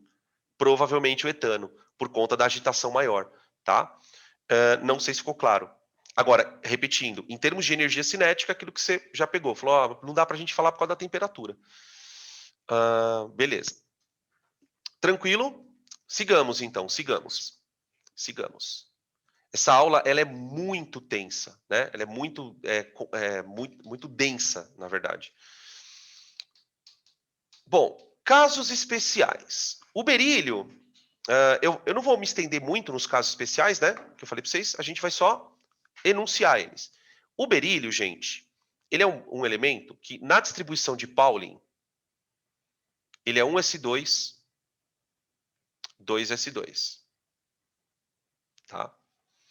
Só que vamos lembrar o seguinte, se o berílio tem elétron na segunda camada, significa que essa segunda camada pode acomodar ainda o subnível P, que no momento está sem nada. Né? Eu lembro uma discussão que nós tivemos certa feita, né? Dan, o subnível P existe ou não existe? Não, ele não existe. Ele só existe a partir do momento que tem elétron. Mas há uma previsão de que ele possa existir? O 2p. O que acontece com o berílio, gente? O berílio ele tem 2 elétrons no subnível 2s. E o orbital P dele é 0. Ele tem 3 orbitais vazios. Tá? O que acontece com o berílio? O berílio ele vai sofrer uma hibridização do tipo sp. E o que caracteriza uma hibridização sp? Esse orbital S aqui, ele vai embora. E um dos orbitais p também. Então, esses novos orbitais seriam os híbridos.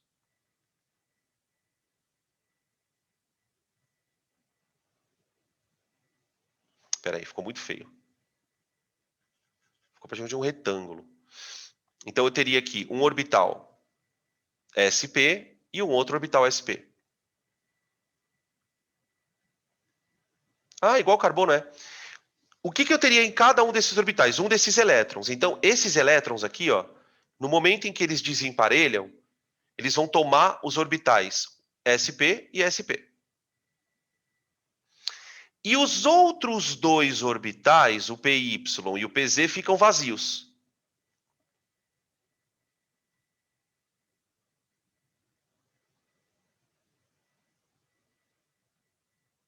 Então, o berílio, ele tem orbital vazio, quer dizer, ele pode receber elétron por ligação dativa, a gente vai discutir isso mais pra frente, e ele, numa circunstância que a gente prevê, né, ele faz duas ligações covalentes. Por isso a gente representa o berílio assim, ó. Ele é capaz. E na natureza, por exemplo, você encontra moléculas assim, ó.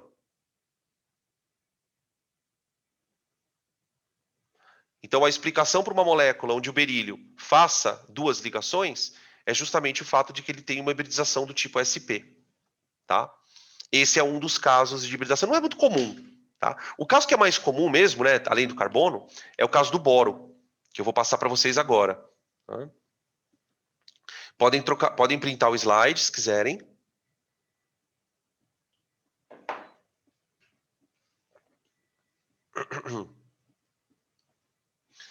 Boro.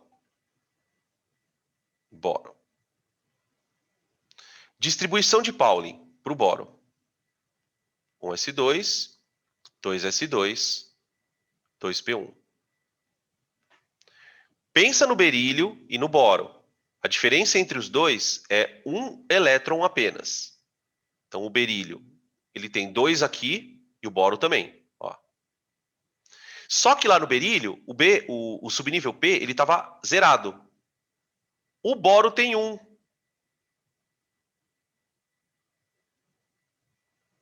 Ele tem 1. Tá aqui. O que vai acontecer no caso do boro?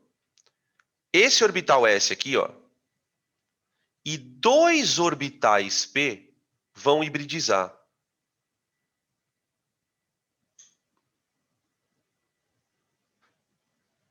Eles vão se reconstruir. Então, a hibridização do boro é uma hibridização do tipo sp2. Então, tudo que vale para aquele carbono sp2 vale para o boro. Tá? Vale para o boro. Com a diferença de que o boro, ele vai ter uma situação aqui que é a seguinte, ó. Ele vai fazer 3 simples. Ele faz 3 simples, né? O carbono ele faria uma dupla. Ó. E ele tem um orbital não hibridizado, que escapou, vazio. Que também pode acomodar um par de elétron. Tá? Esses elementos em que há um orbital vazio, assim, a gente vai chamar lá no meio do ano, tá? Não agora, de ácido de Lewis. São os átomos que têm capacidade de capturar um par de elétron de alguém. Tá? O conceito de ácido, evidentemente, vai mudar, né? Para a gente chegar nessa discussão. Tá? Então, o boro, qual que é a previsão para o boro? Boro não obedece octeto, né? Ele emparelha 3 elétrons, aqui, outro aqui, outro aqui, e tem um orbital vazio. Tá? Isso explica, por exemplo, a existência de moléculas como o BF3. O BF3. Que é uma molécula bem usada na indústria, tá? Ela não é natural, tipo, ela não é, você não encontra ela na natureza, mas ela é explicada, você produz ela em laboratório e você explica ela a partir da hibridização do boro, tá? Tudo bem? Berílio, boro. E aí, para encerrar, gente, eu vou discutir 2 casinhos que a gente vai retomar na geometria, que é o enxofre e o fósforo, tá? O enxofre e o fósforo. Então, podem tirar print para a gente passar para o outro slide. Fósforo. O caso do fósforo é um caso muito curioso. Por quê? Porque eu consigo explicar o fósforo de 2 maneiras. O fósforo, ele tem o estado fundamental dele é esse aqui, ó.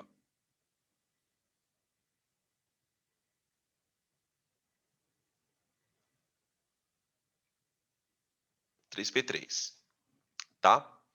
Nessa condição, o fósforo, ele teria a capacidade de fazer 3 covalentes com esses elétrons aqui, ó. São os elétrons desemparelhados e também uma dativa, por causa desse par aqui, ó.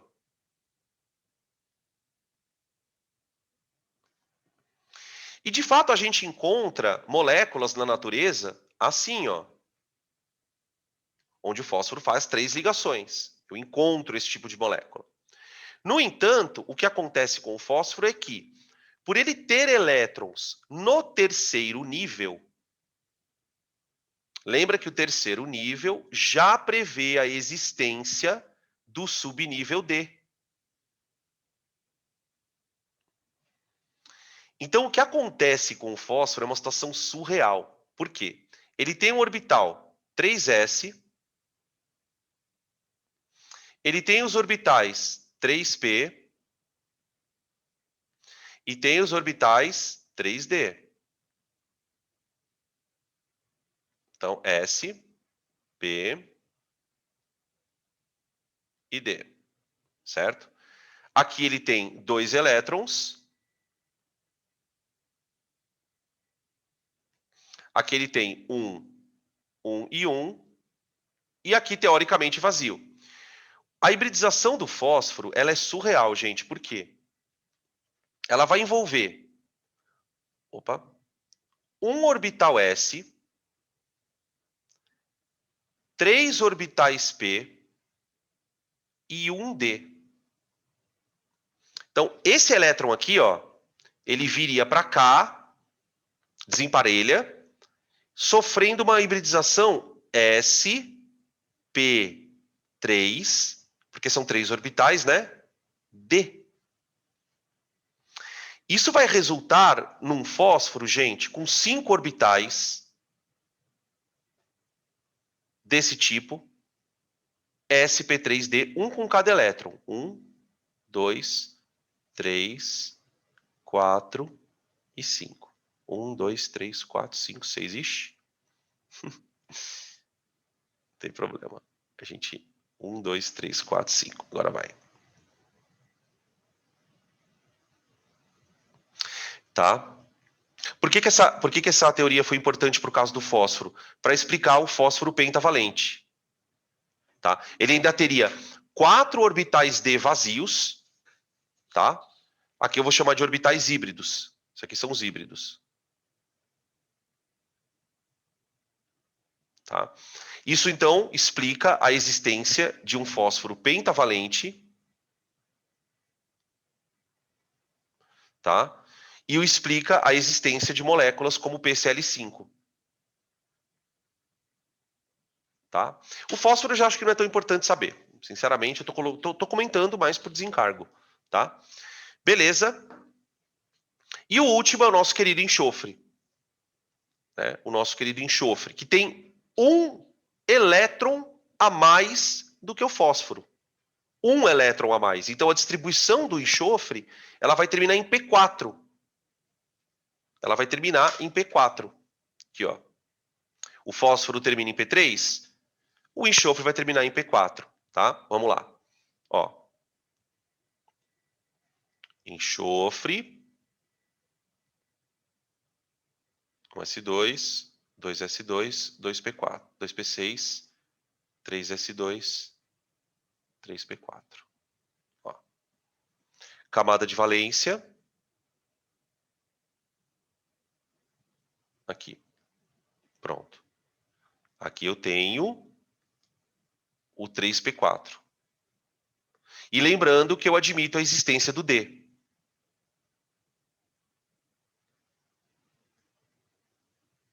Então aqui, ó, P1, P2, P3, P4. Tá? Tudo bem? Posso? Perfeitamente. Terminando aqui, eu já mando para vocês. Tá? O que acontece? Aqui no D, eu tenho 5 orbitais. Certo? Adivinha o que vai rolar? Hibridização, ó. Um orbital S, 3 orbitais P e 2 D. O que acontece? Um dos elétrons vem para cá, ó, e o outro elétron vem para cá. Todas essas hibridizações acabaram culminando com um desemparelhamento de elétron. tá? Então, a hibridização do enxofre, ela é doidaça. Ela é sp3d2, né? Isso é consistente? Sim. Por quê? Porque existe enxofre assim, ó.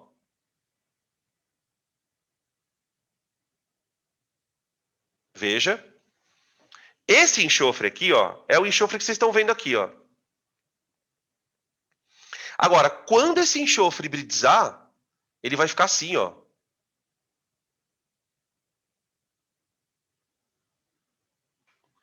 Tá? Então, você tem moléculas, por exemplo, como SF6, hexafluoreto de enxofre, que é um composto extremamente tóxico, mas é usado pela indústria, tá?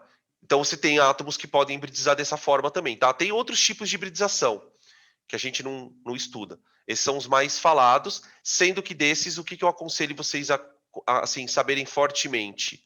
O do carbono e o do boro, que ele vai ser usado. Os outros, você vai acabar topando com isso em algum outro exercício e vai lembrar.